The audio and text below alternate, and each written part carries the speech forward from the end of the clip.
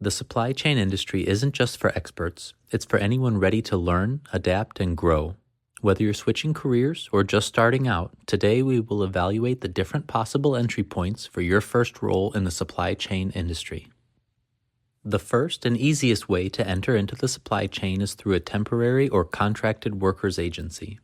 Walking into a temp agency leverages the agency's connections with large employers within the supply chain and has a high chance of you being on site at a supply chain job as early as tomorrow. You can express your interests or your strengths and see what available options the agency has in order to get you fit into the right fit or a quick assignment. Barriers to entry are generally low, and some assignments may not require an application, resume, background check, or the passing of any tests. Temporary workers are paid hourly and are relatively close to minimum wage in many instances. Temporary work assignments have the potential to be very physically demanding, such as a manual labor job. However, they do have a vast variety of different possibilities that extend to a forklift operator, office clerk, inventory associate, and many, many more positions. Two downsides of going this route are that you are oftentimes at the bottom of the organization chart as a company. You have the lowest position and may be treated poorly in some environments in which there's a poor corporate culture. Temporary employees also are oftentimes used as flexible labor. When things are busy, temporary employees are added, and when things slow down, temporary employees may be cut from their assignments at a certain company. In these instances, you would return to the temporary agency and discuss another potential assignment within their contact resources list. For my story going from temporary employee to supply chain supervisor in 1 year, see the link in the description of the video below. The second and also relatively easy entering point is through a direct hire by a company operating in the supply chain. Across the globe, there are millions of supply chain workers employed directly by participating companies, either public or privately owned. Amazon, for example, is known as one of the largest supply chain employers in the world, having upwards of over 1.5 million employees alone.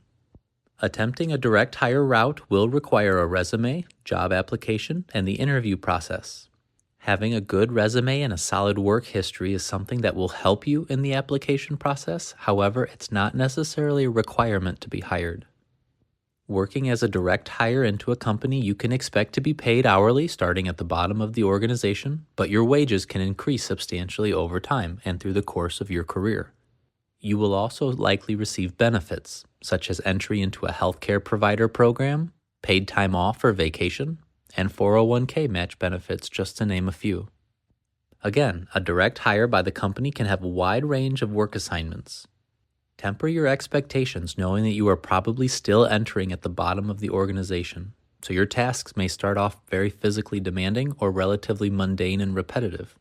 These can change for the better over time as you develop your skills at this company. See other videos linked in the description of the video for access to more career growth content. Forklifts and other powered industrial equipment are the machines that make the supply chain run. While a single general laborer working to palletize product may be only able to palletize 10 to 20,000 cases in a day, an employee operating a forklift or other piece of powered industrial equipment may be able to move the same 10,000 to 20,000 cases in an hour if the conditions are right. Working as a powered industrial equipment operator can have some pretty sweet perks, as well as some huge ramifications in the event of a mistake or an accident. Forklift operators are generally paid hourly and can come with some benefits of a direct hire if employed directly through the company, or the flexibility of working a temporary assignment if you're going through an agency. Powered industrial equipment have severe implications in the event of a mistake or an accident. This equipment is designed to move pallets and product that are thousands of pounds in weight. The machines themselves must normally exceed the amount of weight that they are moving and can range from 5,000 pounds to 20,000 pounds, with some of the larger pieces of equipment's weights going much higher. In the event of a collision, accident, or contacting something with the equipment in a way it's not meant to be contacted, there can be severe health consequences that range from bumps and bruises to amputation and death. Property damage can also be a secondary severe consequence of an accident or collision. Knowing this, companies take forklift certification very seriously and place a high priority on proper training and operation. Most companies offer their own in-house powered industrial equipment certification for their own employees, and if you're trying to enter the supply chain through this route, you may need to seek forklift certification independently out of pocket through an organization or a local community college. This certification normally consists of a classroom portion, a paper test, and an amount of hands-on practice using the equipment.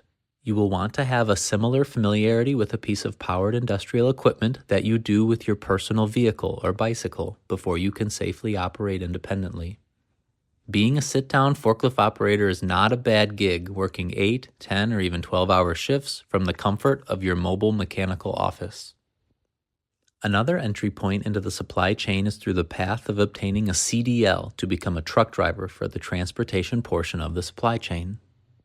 CDL stands for Commercial Driver's License and comes in 3 different classes or grades. A CDL is a license required to operate large or commercial motor vehicles on the roads. This includes vehicles like large trucks, buses, and vehicles transporting hazardous materials. To obtain a CDL, drivers must pass knowledge and skills tests that demonstrate a higher standard of knowledge and physical ability than that of a standard driver's license.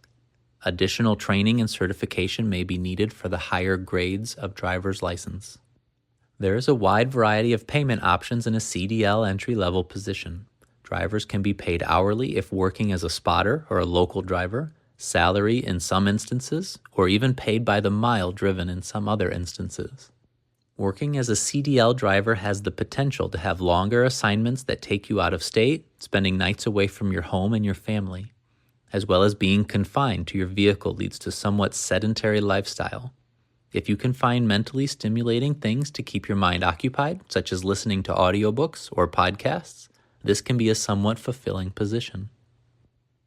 Entering into the supply chain through an analyst role is moderately difficult. The fastest and most secure way would be through obtaining a college degree in a supply chain related field. It is possible to transition into a supply chain analyst position after working within the industry for a few years. However, it is unlikely to get a supply chain analyst job with 0 related experience or as your first job. Some positions are paid hourly, while some are paid salary based on the complexity and the responsibility of each specific position in each specific company.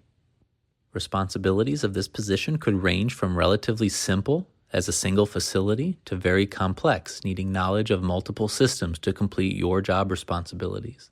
The key to success in this type of role is you must display a strong sense of logic and analytical ability.